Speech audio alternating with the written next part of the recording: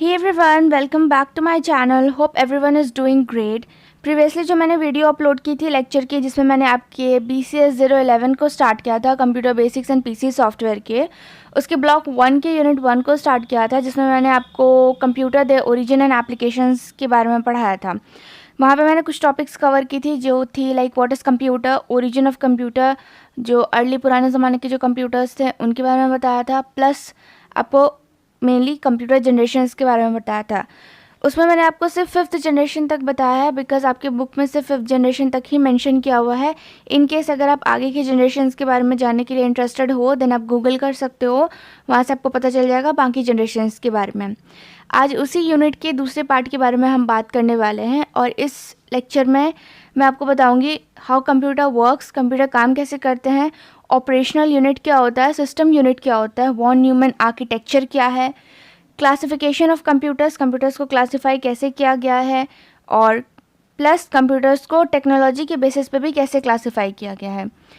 Circuits के बारे में बात करेंगे, integrated circuits and electric circuits, transistors versus vacuum हम कंपैरिजन करेंगे, देन आएगा ऑपरेटिंग सिस्टम, फिर current applications of computer and then limitations of computer. Firstly let's talk about how computer works. जैसे मैंने आपको बताया था कंप्यूटर का काम क्या है, ये मेनली आपके कैलकुलेशंस के लिए इसका इन्वेंशन हुआ था, और अभी के जो कंप्यूटर है वो कैसे काम करते थे ये भी चीज़ मैंने आपको बताई थी। 3 तरह से वो काम करते, लाइक 3 उनकी जो वर्किंग स्टेप है वो 3 है, इनपुट, प्रोसेसिंग, आउटपुट। सबसे पहले आप जो एक यूज़र होता है वो कंप्यूटर को कोई डायरेक्शन देता है, लाइक 2+2 आपने वहाँ पे एंटर किया, देन कंप्यूटर उस आपके जो दिए गए इंस्ट्रक्शन है उसको वो प्रोसेस करता है, वो देखता है कि आप क्या पूछ रहे हो और इसका डिज़ायर्ड रिज़ल्ट क्या होने वाला है, देन वो आउटपुट प्रोड्यूस करता है। तो इन 3 प्रोसेस में कंप्यूटर काम करता है। अब इन 3 प्रोसेस को एग्जीक्यूट करने के लिए कंप्यूटर जो है वो डिफरेंट टाइप्स ऑफ कंपोनेंट्स की हेल्प लेता है, जिसमें आगे आपके इनपुट आउटपुट डिवाइसेस, आपके प्रोसेसिंग यूनिट्स, मेमोरी सिस्टम, तो ये सारी जितनी चीज़ें, इन सब की हेल्प के साथ ही कंप्यूटर अपने काम को एग्जीक्यूट करता है। तो यहाँ पे हम बात करने वाले हैं उन 3 स्टेप्स के बाद कुछ एक्स्ट्रा में, लाइक जैसे ही आप कंप्यूटर में कुछ इनपुट करते हो, कोई भी चीज़ आपने इनपुट की कंप्यूटर में, तो वो आप इनपुट डिवाइस के थ्रू इनपुट करते हो, लाइक माउस के थ्रू करोगे या फिर कीबोर्ड के थ्रू यूज़ करोगे। जब वो चीज़ कंप्यूटर में जाती है तो वो कहीं ना कहीं पे स्टोर होती है। कंप्यूटर की मेमोरी के बारे में आपके पढ़ा होगा, कंप्यूटर में 2 तरह की मेमोरीज़ होती है, primary memory, secondary memory. RAM ROM के बारे में भी पढ़ा होगा, देन सेकेंडरी मेमोरीज़, कुछ एक्सटर्नल मेमोरीज जो आप अटैच करते हो कंप्यूटर से, उनके बारे में भी पढ़ा होगा। नहीं पढ़ा है तो मैं आपको डिटेल में बता दूंगी मेमोरीज़ कितनी टाइप की होती है कंप्यूटर की। तो आपने जो भी इनपुट दिया वो कंप्यूटर की मेमोरी सिस्टम में स्टोर होता है, देन वहाँ पर प्रोसेस होता है। आपका जो CPU है, सेंट्रल प्रोसेसिंग यूनिट, उसे वो प्रोसेस करता है, देखता है कि आपका जो क्वेश्चन है उसका आंसर क्या होगा, और एग्जीक्यूशन के बाद वो आपको आउटपुट प्रोवाइड करता है। तो इसके लिए वो बहुत सारे जो कंपोनेंट्स जैसे मैंने बताया उसकी हेल्प लेता है। अब अगर हम ऑपरेशनल यूनिट की बात करें, तो ऑपरेशनल यूनिट में आपके पास 2 तरह के यूनिट्स आते हैं, ALU and CU। ALU stands for arithmetic logical unit, जो कि आपके मेजर कैलकुलेशंस को परफॉर्म करता है, like addition, subtraction, multiplication, division और लॉजिक कंपैरिजन वगैरह जो होते हैं, उन सारी चीज़ों को हैंडल कौन करता है, अर्थमेटिक लॉजिकल यूनिट। इसके बाद जो आता है वो है कंट्रोल यूनिट। अब कंट्रोल यूनिट जो है वो एज अ सुपरवाइज़र काम करता है, वो देखता है कि ALU और बाकी जो चीज़ें हैं वो ठीक से काम कर रहे हैं कि नहीं, उन्हें जो डिज़ायर्ड वर्क दिया गया है वो उसके अकॉर्डिंग वो आउटपुट प्रोड्यूस कर रहे हैं या नहीं। तो ये काम हो गया आपके CU का, कंट्रोल यूनिट का। अब ओवरऑल जो उसका हेड है, सेंट्रल प्रोसेसिंग यूनिट, ये ALU और CU दोनों को जोड़ करके सेंट्रल प्रोसेसिंग यूनिट CPU बनता है, और CPU को ही as a brain of computer हम देखते हैं कि कंप्यूटर का मेन वर्किंग ब्रेन जो है, जैसे ह्यूमन के लिए उसका मेन पार्ट क्या है, उसका ब्रेन, जो उसके सारे फंक्शंस को कंट्रोल करता है। आपको कब सोना है, उठना है, खाना है, बैठना है, वॉक पे जाना है, स्कूल का टाइम हो गया, ऑफिस का टाइम हो गया, जितनी भी चीज़ें ये सब कंट्रोल कौन करता है, आपका ब्रेन। वैसे ही कंप्यूटर के जितने फंक्शंस हैं, जितने भी उसके प्रोसेस हैं, जितने भी स्टेप्स हैं, सारे एग्जीक्यूशन को कंट्रोल कौन करता है, CPU। अब you can take like CPU हो गया, आपका जो हेड ऑफिसर है वो CPU हो गया। हेड ऑफिसर ने अपने अंडर में कुछ सुपरवाइजर्स रखे हैं जो कि हो गए आपके कंट्रोल यूनिट। अब वो सुपरवाइज़र ने अपने अंडर में और लोगों को रखा है जो हो गए ALU, जो काम करते हैं।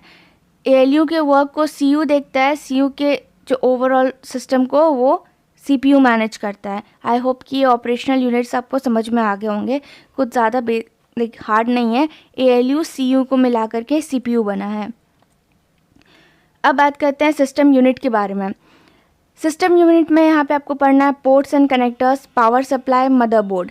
अब पोर्ट्स एंड कनेक्टर्स क्या होते हैं? A port is a connector located on the motherboard or on a separate adapter. Ports and connectors allow the computer to communicate with other different devices and peripheral attached to it. आपने USB cable types देखा होगा ना, जिसमें आप USB cable attach करते हैं, तो वैसे वैसे रहते हैं और उन्हें ही कहते हैं पोर्ट्स एंड कनेक्टर, जिसकी मदद से जैसे आप एक माउस खरीद करके लेके आओ, तो आप माउस के वायर को कैसे अपने CPU से कनेक्ट करते हो, तभी ना CPU देखता है कि हाँ मेरे से एक माउस अटैच हुआ है। अगर आप माउस ला करके CPU के बगल में रख दोगे तो वो तो नहीं रिकॉग्नाइज़ करेगा कि माउस भी है यहाँ पे। आप माउस को उससे अटैच करते हो, माउस के वायर को, उसमें जाकर के वो USB केबल वाले के थ्रू जो है वो वहाँ पे इनपुट करते हो। तो वही जो CPU में बहुत सारे जो लाइक आप क्या कह सकते हो, अगर मैं नॉर्मल लैंग्वेज में कहूँ तो प्लग और सॉकेट जैसा आप बोल सकते हो ना, तो वैसे ही रहता है, उन्हें ही पोर्ट्स एंड कनेक्टर्स कहते हैं।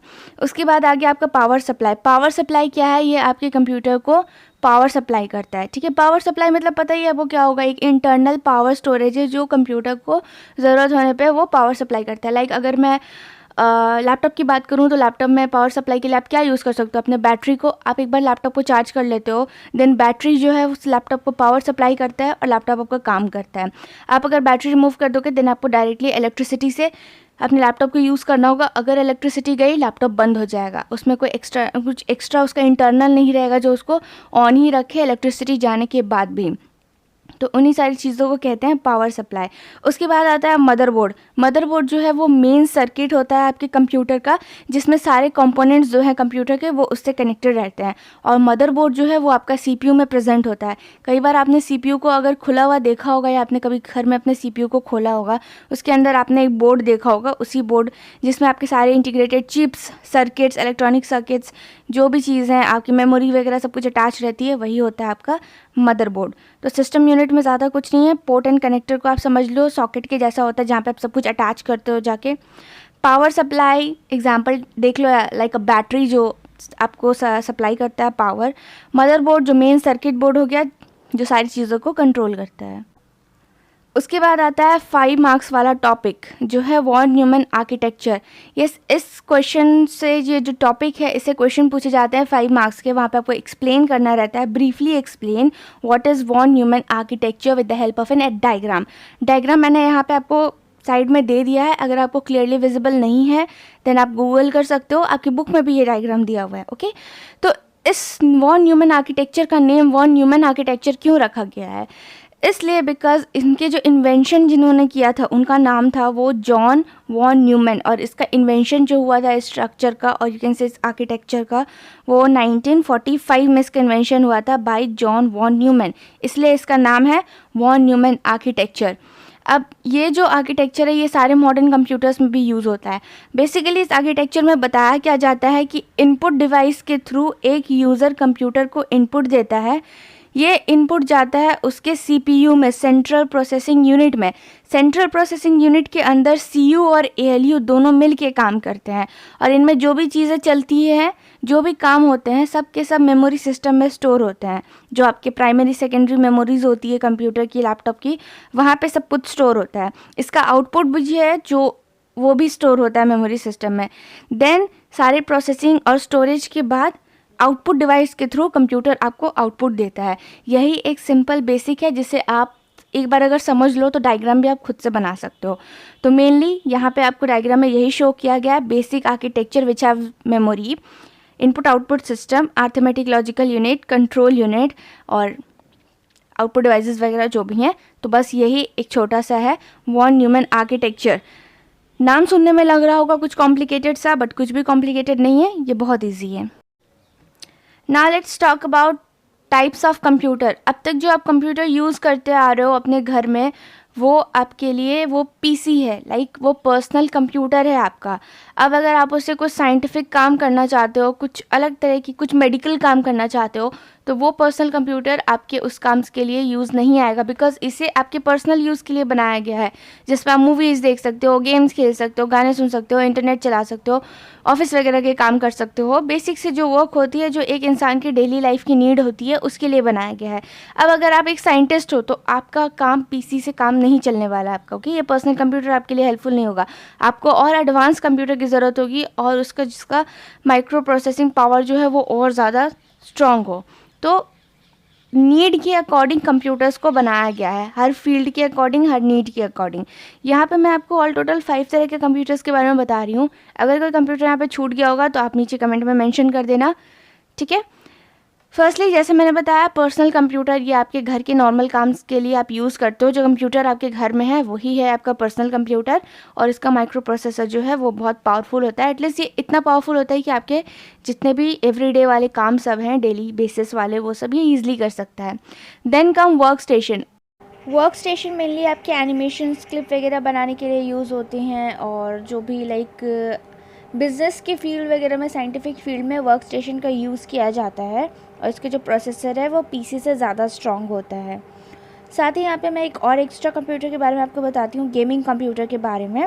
आपने देखा होगा बड़े बड़े गेमर्स को, जो कि गेमिंग की लाइव स्ट्रीम करते हैं अपने यूट्यूब चैनल वगैरह पे, तो वो लोग ये नॉर्मल पीसी वगैरह यूज़ नहीं करते, अदरवाइज़ ये गेमिंग के लिए बहुत जल्दी हीट हो जाएगा।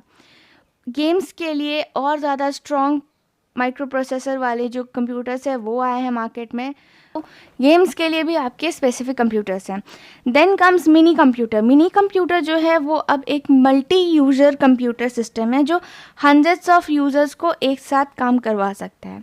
वैसा ही मेन फ्रेम कंप्यूटर भी है, ये भी मल्टी यूज़र कंप्यूटर है, लेकिन बस सॉफ्टवेयर टेक्नोलॉजी जो है ये दोनों कंप्यूटर्स के बीच में डिफरेंट है। मिनी और main frame multi user computer है, लेकिन सॉफ्टवेयर टेक्नोलॉजी दोनों कंप्यूटर्स की डिफरेंट है। Then come the super duper fast computer, जो आपकी जनरेशन का है वो है सुपर कंप्यूटर्स। नाम से ही आपको पता होगा सुपर कंप्यूटर्स हैं, यानी कि बहुत ज़्यादा एडवांस होगा। और ये कंप्यूटर ना तो आप घर में यूज़ कर सकते हो, ना बैंक में यूज़ कर सकते हो, ना रेलवे में यूज़ कर सकते हो। ये कंप्यूटर सिर्फ और सिर्फ लाइक आप कह सकते हो नासा वगैरह में यूज़ होता है। नासा में, हाँ, नासा में ये कंप्यूटर है, सुपर कंप्यूटर, जहाँ पे आप लाइक साइंटिफिक चीज़ें काम करते हो, क्योंकि ये कंप्यूटर जो है ये मिलियंस ऑफ इंस्ट्रक्शन को एक सेकेंड में प्रोसेस करता है। You can imagine, millions of instruction को एक सेकेंड में ये एग्जीक्यूट कर देता है। तो ये सारे कंप्यूटर्स जो है वो बहुत एडवांस लेवल की टेक्नोलॉजी के लिए यूज़ किए जाते हैं। प्लस ये कंप्यूटर्स जो हैं वो बहुत ज़्यादा कॉस्टली भी होते हैं, और ये बहुत ह्यूज होते हैं, साइज़ इनका बहुत बड़ा होता है, ठीक है। तो ये हो गए 5 कंप्यूटर आपके। देन क्लासिफिकेशन ऑफ कंप्यूटर, यहाँ पे सिर्फ नीड के बेसिस पे नहीं किया गया, बल्कि यहाँ पे टेक्नोलॉजी के बेसिस पे भी क्लासिफाई किया गया है। टेक्नोलॉजी मीन्स सिग्नल्स, और यहाँ पे आपने पढ़ा होगा, अगर आप एक साइंस स्टूडेंट हो गए, then analog and digital signals के बारे में आपने पढ़ा होगा। तो यहाँ पे कंप्यूटर को analog, digital plus hybrid computer के बेसिक्स पे भी क्लासिफाई किया गया है। अब एनालॉग और डिजिटल सिग्नल्स क्या होते हैं, अगर आपको नहीं पता है देन मैं यहाँ पे बता देती हूँ, और अगर आपको समझ में नहीं आया तो आप गूगल वगैरह भी कर सकते हो, ओके। क्योंकि मैं आपको अपनी लैंग्वेज में बता रही हूँ। एनालॉग जो है वो कंटिन्यूस वैल्यू में काम करता है, ठीक है। इसके नेक्स्ट वाले स्लाइड में मैंने पिक्चर भी इंसर्ट कर दी है, जहाँ पे आप साइन देख सकते हो। एनालॉग जो ऐसे माउंटेन जैसे रहता है, पॉइंटेड उसके सिग्नल्स होते हैं। डिजिटल जो रहते हैं वो ब्लॉक वाइज काम करते हैं, ठीक है, वो डिस्क्रीट वैल्यू में काम करते हैं। और हाइब्रिड जो रहता है वो एनालॉग और डिजिटल दोनों का कॉम्बिनेशन होता है। तो पहले हम बात करते हैं एनालॉग कंप्यूटर्स के बारे में, और you can say analog signals के बारे में। एनालॉग कंप्यूटर जो है वो कंटिन्यूस वैल्यू पे काम करते हैं, ठीक है। कंटिन्यूस वैल्यू इसमें इंसर्ट होती है, और इनकी जो मेमोरी होती है वो बहुत ही लिमिटेड होती है, ठीक है। इसमें आप मेमोरीज वगैरह को एक्सटेंड नहीं कर सकते हो, इसकी मेमोरी बहुत लिमिटेड होती है। प्लस इसमें कोई स्टेट नहीं होता है, लाइक ऑन ऑफ जैसा कोई मोड नहीं होता है इसमें। बहुत टाइप ऑफ कैलकुलेशंस परफॉर्म करते हैं, स्पेशली आपके जो फिजिकल क्वांटिटीज़ वाले कैलकुलेशन है उन चीज़ों के लिए एनालॉग कंप्यूटर को यूज़ किया जाता है, like weight, height, speed, temperature, ऐसे चीज़ों को मेजर करने के लिए एनालॉग कंप्यूटर्स को यूज़ किया जाता है। और ये मेनली आपके यू कैन से इंजीनियरिंग और साइंटिफिक फील्ड में ये काम किए जाते हैं। थोड़ा सा मुश्किल है इस कंप्यूटर को यूज़ करना, बट इसकी एक्यूरेसी बहुत हाई है, और बट इसकी जो रीडेबिलिटी है यानी कि रीड करने की जो इसकी लाइक पावर है वो थोड़ी सी कम है, ठीक है। और इसमें एग्जांपल में आप देख सकते हो थर्मोमीटर हो गया, एनालॉग क्लॉक हो गया, कार स्पीडोमीटर हो गया, ये सारी चीज़ें एनालॉग कंप्यूटर के एग्जांपल में आ गई। एक थर्मामीटर को भी आप कंप्यूटर के जैसा देख सकते हो, ठीक है। Then comes digital computer. अब डिजिटल कंप्यूटर जो है वो डिस्क्रीट वैल्यू में काम करते हैं, ओनली डिजिट्स के साथ काम करते हैं, 0 और 1 की वैल्यू में ये काम करते हैं, ओके। एनालॉग जो था वो कंटिन्यूस वैल्यू लेता था, और डिजिटल जो है वो 0 और 1 की वैल्यू लेता है। डिजिटल में आप large amount of data store कर सकते हो, वेयरएज एनालॉग में ऐसी कोई फैसिलिटी नहीं है, उसके जो मेमोरी सिस्टम है वो बहुत ही लिमिटेड है। डिजिटल में आपके स्टेट्स प्रोवाइड किए गए हैं, यानी कि ऑन ऑफ का सिस्टम इसमें है, बट एनालॉग में ऑन ऑफ का सिस्टम नहीं है। डिजिटल की जो कैलकुलेटिंग स्पीड है ये बहुत ज़्यादा हाई है। उसके बाद ये इजी है यूज़ करना as compare to analog computers. Digital computer बहुत ज़्यादा इजी हैं यूज़ करना, और लाइक ऑलमोस्ट जितने भी फील्ड्स है लाइफ के उनमें डिजिटल कंप्यूटर्स को यूज़ किया जाता है। डिजिटल कंप्यूटर को मेनली मैथमेटिकल और लॉजिकल ऑपरेशंस की कैलकुलेशन के लिए यूज़ किया जाता है, वेयर एज आपके जो एनालॉग कंप्यूटर्स थे उन्हें आप फिज़िकल क्वांटिटीज़ मेजर करने के लिए यूज़ करते थे। आपने एग्जांपल में देखा थर्मोमीटर वगैरह, वैसे ही डिजिटल के एग्जांपल में आप यहाँ पे देख सकते हैं डिजिटल वॉचेस हो गई, डिजिटल वेइंग मशीन हो गई, मिनी कंप्यूटर हो गई, माइक्रो कंप्यूटर हो गए, मेन फ्रेम कंप्यूटर हो गए, सुपर कंप्यूटर हो गए। तो इन सारी चीज़ों में डिजिटल कंप्यूटर की जो फंक्शंस है उन्हें इंट्रोड्यूस कराया गया है। इनकी एक्यूरेसी जो है वो थोड़ी सी लो होती है as compare to analog. Analog की एक्यूरेसी बहुत हाई है, बट डिजिटल की रीडेबिलिटी वो बहुत हाई है एज़ कम्पेयर टू एनालॉग। तो ये हो गए आपके एनालॉग और digital computers. Now let's talk about hybrid computer. अब लोगों ने देखा कि यार लाइक फिज़िकल क्वांटिटी को मेजर करने के लिए हमने एनालॉग ले लिया, और मैथमेटिकल लॉजिकल कैलकुलेशंस के लिए हमने डिजिटल ले लिया। अब क्यों ना ये दोनों को मर्ज करके हम एक ऐसा कंप्यूटर बनाए जो दोनों काम एक साथ करता हो। तो इसी सोच के साथ हाइब्रिड कंप्यूटर का इन्वेंशन हुआ, और सबसे पहला हाइब्रिड कंप्यूटर जो था वो था हाईकॉम 250, HYCOMP हाईकॉम 250, जो कि पैकर्ड बेल के द्वारा रिलीज़ किया गया था इन 1961। अब हाइब्रिड कंप्यूटर जो है ये साइंटिफिक एप्लीकेशन, इंडस्ट्रियल प्रोसेस, ये सारी चीज़ों में यूज़ होते हैं। और हाइब्रिड कंप्यूटर का एक बेस्ट एग्जांपल अगर मैं लूँ तो वो है आपकी heart beat measuring machine.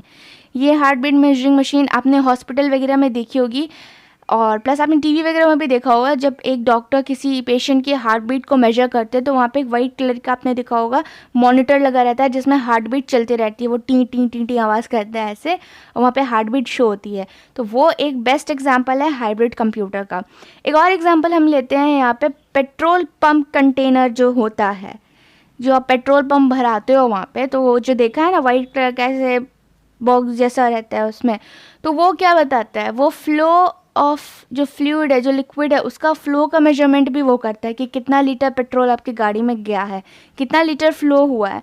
Plus वो प्राइस भी वहाँ पे शो करता है कि इतना, अगर 1 लीटर पेट्रोल गया है तो 1 लीटर का दाम कितना है वहाँ पे, 2 लीटर गया है तो 2 लीटर का दाम कितना है। तो वहाँ पे वो 2 तरह के कैलकुलेशंस एक साथ परफॉर्म कर रहा है। आपके जो फ्यूल का जो मेजरमेंट ले रहा है वो आप एक फ़िज़िकल क्वांटिटी ले सकते हो, एक फ़िज़िकल मेजरमेंट की जैसे उसे देख सकते हो, और जो प्राइस बता रहा है उसे आप एक मैथमेटिकल या लॉजिकल कैलकुलेशन के जैसा देख सकते हो। तो यहाँ पे दोनों एनालॉग डिजिटल दोनों काम कर रहे हैं, तो ये भी एक हाइब्रिड कंप्यूटर का बहुत एक अच्छा एग्जाम्पल है। आई होप कि आपको समझ में आ रहा होगा कि मैं जो चीज़ें आपको यहाँ पर बता रही हूँ। Now comes integrated circuit. आपको याद होगा जब मैंने आपको कंप्यूटर जनरेशन्स पढ़ाया था तो वहाँ पे मैंने बताया था फर्स्ट जनरेशन के कंप्यूटर में वैक्यूम यूज़ हुआ था, वैक्यूम ट्यूब्स। सेकेंड जनरेशन के कंप्यूटर में ट्रांजिस्टर्स यूज़ हुए थे। थर्ड जनरेशन के कंप्यूटर में इंटीग्रेटेड सर्किट यूज़ हुआ था। फोर्थ जनरेशन के कंप्यूटर में very large scale integrated circuits use हुए थे। देन फिफ्थ जनरेशन में ultra large scale integrated circuits का यूज़ हुआ था। तो वही इंटीग्रेटेड सर्किट्स के बारे में यहाँ पे आप देखने वाले हो कि कंप्यूटर में क्या इंटीग्रेटेड सर्किट्स वगैरह रहती हैं। तो इंटीग्रेटेड सर्किट होती क्या है? एन इंटीग्रेटेड सर्किट और IC is a small chip that can function as an amplifier, oscillator, timer, micro processor और even computer memory. Integrated circuit जो होती है वो आपके एक एम्पलीफायर की जैसे भी काम करती है, एक ऑसिलेटर की जैसे भी काम करती है, टाइमर की जैसे भी काम करती है, माइक्रो प्रोसेसर की जैसे भी काम करती है और कंप्यूटर की मेमोरी की जैसे भी काम करती है। तो कंप्यूटर को एडवांस किसने बनाया?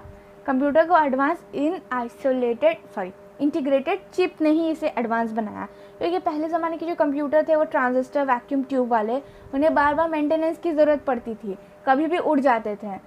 तो उन्हीं चीज़ को रिप्लेस करके आईसी को इंट्रोड्यूस कराया गया। और आईसी एक छोटा सा चिप है जो इतने सारे काम को एक साथ कर सकता है और पार्ट बाय पार्ट भी कर सकता है। तो इससे क्या हुआ, आईसी भी इतना छोटा सा एक आ गया, प्लस इसमें मल्टी फंक्शंस आ गए, तो कंप्यूटर का साइज़ भी छोटा हो गया और प्लस इसमें ज़्यादा मेंटेनेंस की ज़रूरत भी नहीं पड़ती थी। In other words, an IC is a small wafer usually made of silicon that can hold anywhere from hundreds to millions of transistors, resistors and capacitors. These extremely small electronics can perform calculations and store data using either digital or analog technology. अब IC को बनाया किस चीज़ से गया है? IC को silicon से बनाया गया है, ठीक है। और इसके अंदर hundreds and millions of transistors को रखा गया है। ट्रांजिस्टर की पिक मैंने आपको दिखाई थी, बताया भी था कि पुराने ज़माने की टीवी वगैरह के अंदर से ट्रांजिस्टर निकलता था, तो आपने देखा होगा ब्लैक कलर का ऊपर में स्क्वायर सा रहता था, उससे 2 तार निकले हुए रहते थे। तो उन्हीं ट्रांजिस्टर्स को उसके जो साइज़ है उसे छोटा कर करके इन इंटीग्रेटेड चिप्स के अंदर उसे पुट किया गया और ट्रांजिस्टर्स के कॉम्बिनेशन के बाद ही ये इंटीग्रेटेड चिप बना, जो कि मिलियंस ऑफ ट्रांजिस्टर्स भी हैं, इसमें रेजिस्टर्स भी हैं और कैपेसिटर्स भी हैं। ये सारे वर्ड्स आपने फिज़िक्स में ज़रूर से पढ़े होंगे। रेजिस्टर्स क्या होते हैं, कैपेसिटर्स क्या होते हैं, ट्रांजिस्टर्स क्या होते हैं। अगर नहीं पढ़े हैं तो परेशान होने की ज़रूरत नहीं है, बस इन तीनों वर्ड्स को याद रखना कि इन तीनों चीज़ों के मिलने के बाद millions and hundreds and millions of transistors and resistors capacitors के मिलने के बाद आईसी बना है। और ये बहुत ही छोटा सा है साइज़ में, प्लस मल्टीपल टास्क ये परफॉर्म कर सकता है, मल्टीपल टाइप्स ऑफ कैलकुलेशंस कर सकता है, डेटा स्टोर कर सकता है। और या अगर आप एनालॉग यूज़ कर रहे हो, डिजिटल यूज़ कर रहे हो, हाइब्रिड यूज़ कर रहे हो, कुछ भी यूज़ कर रहे हो, ये उसकी टेक्नोलॉजी पर काम कर सकता है। ये इतना ज़्यादा इफ़ेक्टिव है। तो एक इंटीग्रेटेड सर्किट के बेसिस पे एक पूरा कंप्यूटर बहुत ही फ्लुएंटली काम करता है, मेंटेनेंस वगैरह की ज़रूरत इसमें नहीं होती है। और इसी चिप ने हमारी कंप्यूटर सिस्टम को एडवांस बनाया है। अब डिजिटल इंटीग्रेटेड सर्किट्स जो हैं वो लॉजिक गेट्स का यूज़ करते हैं। लॉजिक गेट के बारे में अभी आपको समझ में नहीं आएगा, बट जब आप अपने सेकेंड सेमेस्टर में जाओगे तो वहाँ पे आपको लॉजिक गेट का इंट्रोडक्शन दिया जाएगा।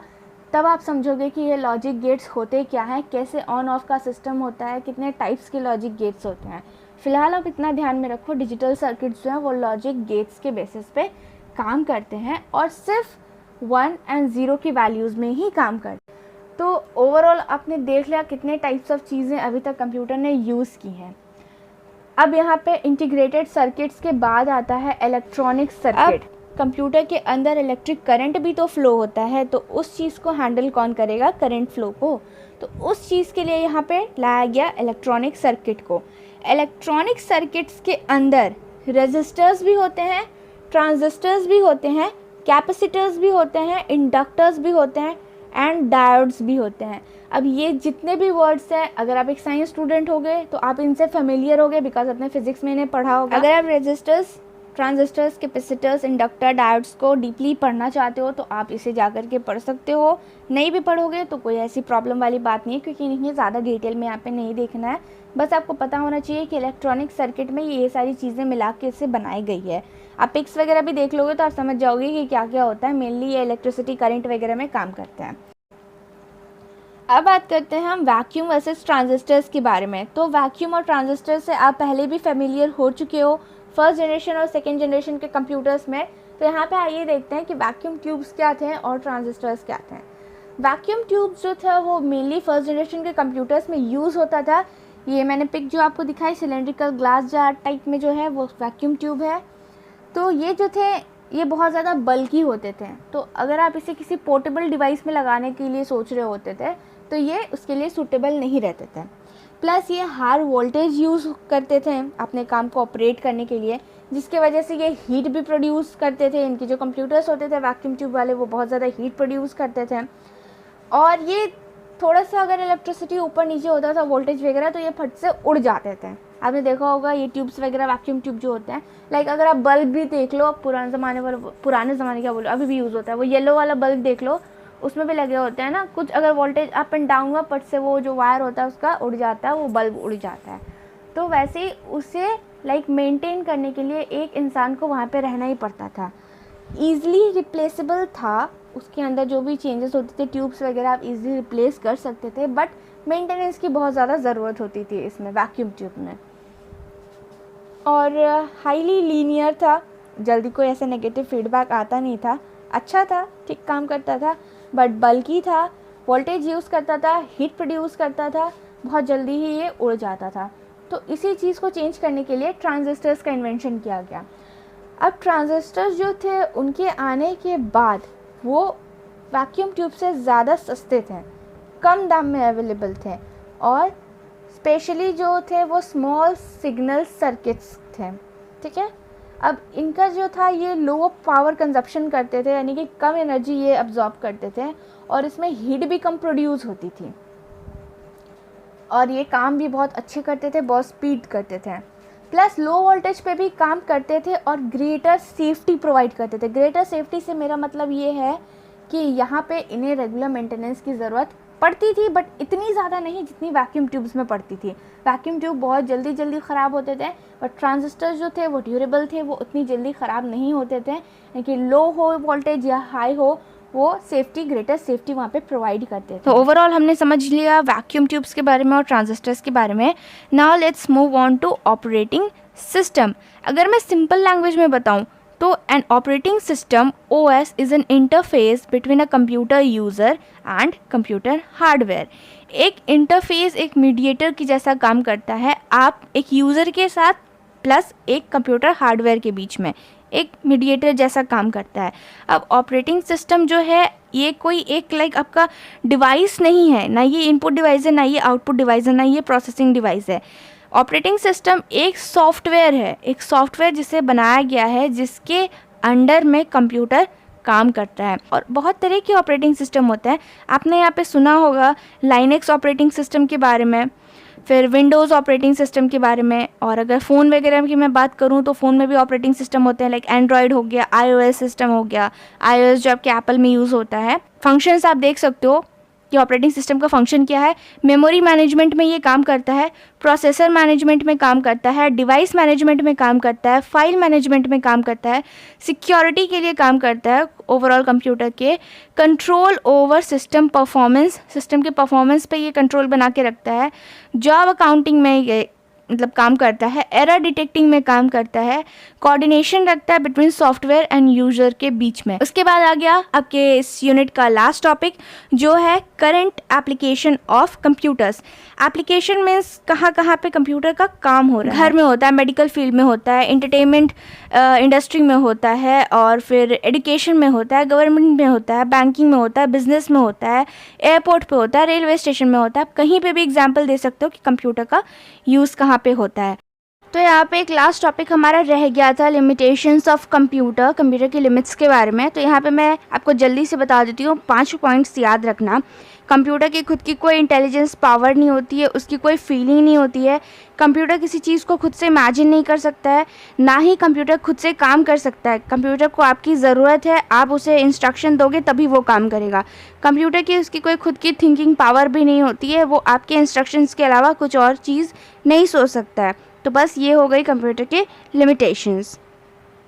तो ये आ गए हम ओवरऑल अपने यूनिट 1 के एंडिंग में, और यहाँ पे मैंने आपकी यूनिट में जितने टॉपिक्स थे सबको कवर करके आपको शॉर्ट फॉर्म में अच्छे से समझा दिया। आई होप कि आपको समझ में आ गया होगा, और कोई ऐसा टॉपिक है जो अगर आपको समझ में नहीं आया तो मुझे कमेंट कर दो, मैं उसे नेक्स्ट वीडियो में अच्छे से और एक्सप्लेन कर दूँगी। आपके लिए मैं बुक वगैरह पढ़ करके आपको बता रही हूँ, जस्ट बिकॉज कि अभी जो है वो कंडीशन और ज़्यादा ख़राब होती जा रही है, लॉकडाउन वापस से लगने वाला है। सो क्लास के वेट में तो मत ही रहना कि आपकी क्लास स्टार्ट होगी, आपकी ये वो कुछ भी मीटिंग्स वगैरह वो होंगी, जस्ट फॉरगेट एवरीथिंग, फोकस करो कि जून में आपका एग्ज़ाम, जून जुलाई में आपका एग्ज़ाम होने वाला है।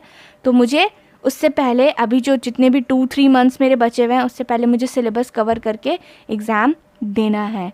सो इस चीज़ को ध्यान में रखो। और अभी से प्रमोशन वगैरह की चीज़ दिमाग में मत लाना कि लॉकडाउन लग जाएगा तो इग्नू प्रमोट कर देगा, ऐसे वैसे चीज़ में, या फिर ऐसी कोई न्यूज़ दे रहा है तो इस चीज़ में मत आना। क्योंकि प्रीवियस वाले जो स्टूडेंट्स थे जून 2020 वालों में, उन्हें बहुत बार ऐसे जो फेक न्यूज़ वगैरह सुननी पड़ी थी कि यार सारे स्टूडेंट्स को प्रमोट कर दिया जा रहा है, नेक्स्ट एग्ज़ाम होगा उसके बेसिस पे मार्किंग्स वगैरह दी जाएंगी।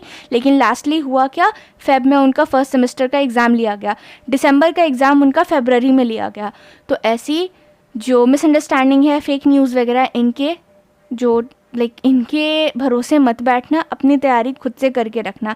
एंड प्लस मेरे से जितना हो रहा है मैं आपकी हेल्प कर रही हूँ, थोड़ा सा हेल्प आपको भी करना है खुद के लिए। और मेक श्योर कि लेक्चर्स को लास्ट तक देखना, और कुछ भी डाउट हो तो प्लीज़ मुझे कमेंट कर देना, मैं यहाँ पे आपकी हेल्प कर दूँगी। So thanks for watching this video, and next video में यूनिट 2 के टॉपिक्स को हम स्टार्ट करेंगे। So till then, bye.